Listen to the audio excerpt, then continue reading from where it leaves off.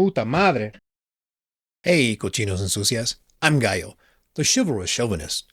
Welcome to another episode of your favorite podcast. Sucias are my favorite. The rules are simple.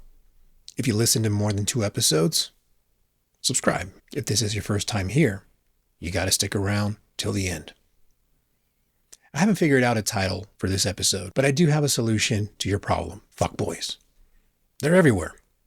No matter how you try to filter them out, presumably to find a good man worth dating. Or maybe you're just tired of getting hurt. Either way, baby girl, I got you. But first, I gotta nerd out just a little bit. You might think that there's nothing but fuckboys out there, and there aren't any good men worth dating. But at least the sex is good, right? And you have a good time. Here's the thing. There are good men worth dating, and there aren't just fuckboys out there. But Gallo, you don't know. You're not out in the streets here with me. You're right. I'm not. However, I fuck and I know things. It's not that there are only fuckboys out in these streets. It's mostly that fuckboys are the ones that are taking their shot. And you're only agreeing to go out with fuckboys because that's mostly the ones that are taking their shot. How do I know this? Anecdotal data. There's dating apps and in-person interactions. I see more of the latter for myself. And I have some female friends that share screenshots with me for, actually, I don't even know why. But with dating apps, messages women get usually fall into 4 categories. Quick and simple. This is the quote, "Hey, what's up?" unquote message. Rarely more than 5 words. There's a creepy one. He read your bio, found your socials, and either tried to friend you there or mentioned something from your socials or personal life that you hadn't shared in your bio just right. He sent an intriguing message, and now you have to know more. The pervert. Send news, show me your tits. If there's another type or category that you've encountered, let me know. You can find me at sucias.xyz, and I'll do a follow-up episode to this. How does this translate into real-world scenarios? The guys that say just the right thing are usually fuckboys. They know what works and can apply that in person. They have no problem walking up to a group of women and hitting on the one that they're most interested in, or probably all of them till he figures out which one's down to fuck. This doesn't mean that all guys that approach are fuckboys, because there's also guys that have focused on their career, being a better person overall, and now they have the confidence that fuckboys have from hooking up with dozens of women. So how do you tell the two apart? Before I answer, let me clarify why you're only seeing fuckboys in the streets. You know when you get a new car and you notice all the other cars like yours, even the older models, and if you get a loud color like red, royal blue, orange, or yellow, now you see all other cars that are the same color. It's the same concept with fuckboys. They stand out. They're often loud and cocky is basically a loud color. But cocky and self-confidence are closely related, so they can't be mistaken as the same thing. Unfortunately, the only way to tell the difference between the two is to go out on a date. See, you can't rely just on texts, because you can miss what's between the lines or what's meant. Phone calls, you can't read body language or nuance. And women, for the most part, y'all are naturally better at reading body language. That is, of course, if you're looking for cues instead of swooning over the attention that you're getting. Now, if anyone listening has a better idea or a way to filter out fuckboys, please let me know so I can share in a future follow-up episode. So, the point of a date is to get real answers. Plus, it'll filter out the fuckboys that clearly only want to hook up, for the most part, because they'll come up with any excuse not to go out on a date. Personally, I'd recommend coffee or tea and up to 30 minutes so you can get out of there fast in case the date starts to go south. And it only takes 2 questions with some follow-up to get a good idea as to whether or not your date is a fuckboy. Now, you can rephrase these in any way you want, as long as the gist stays the same. Question 1. What are the top 3 qualities you're looking for in a girlfriend? 2 reasons for this question. The G word generally scares fuckboys. If he's experienced, he'll deflect and try not to answer. If he's young, dumb, and full of cum, he'll say something about not liking relationships or just about anything to say that there's just something wrong with people that want to be in a relationship. Act like you got an emergency and bounce. Don't get suckered into another conversation with them, because you might end up with your feet by your ears.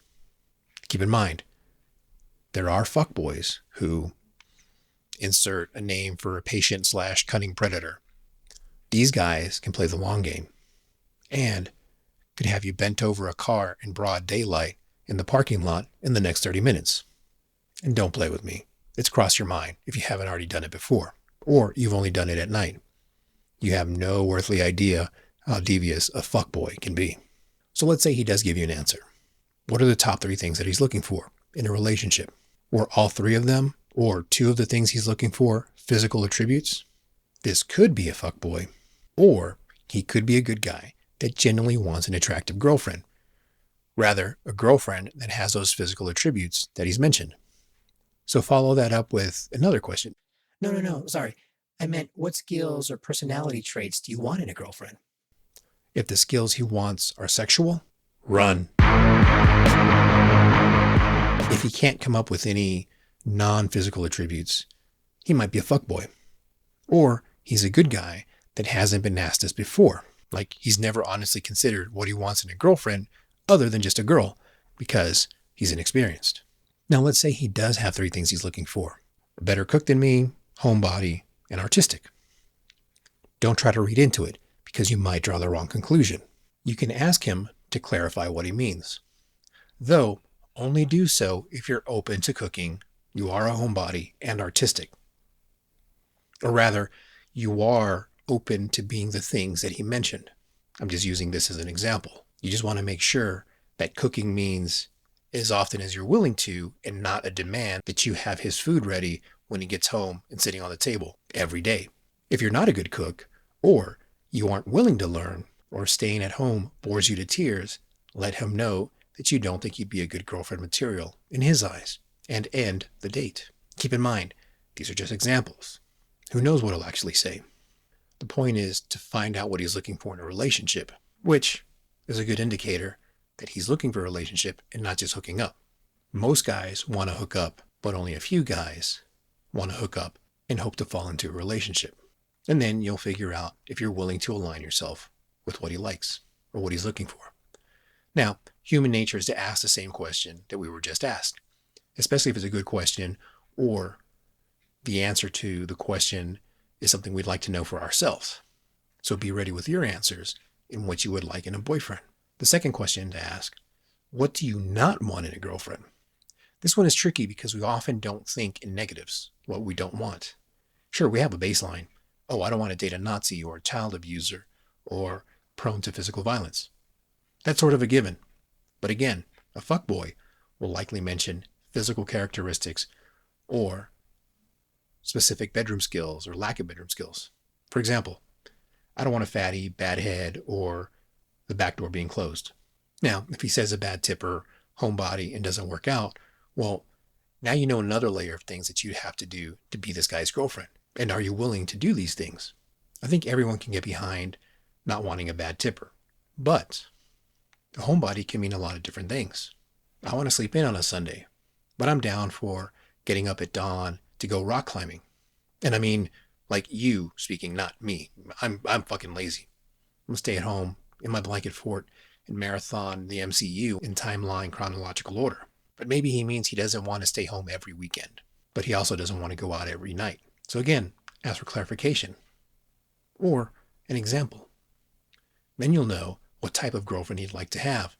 And presuming he doesn't disagree with the type of boyfriend you're looking for, you might be willing to adjust or compromise some of the things you want and don't want with the things he wants and doesn't want for a relationship.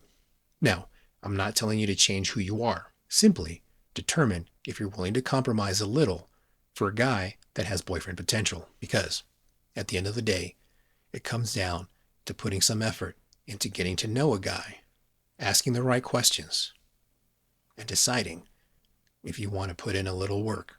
I'm Gallo. And I want to help you have a happy #relationship goals relationship with your partner. If you like what you heard or you learned something new, rate this episode. If you know someone that needs to hear this, do us both a favor and share it with them. Thanks for listening. I love you. You are worthy of it. Till next time, besos.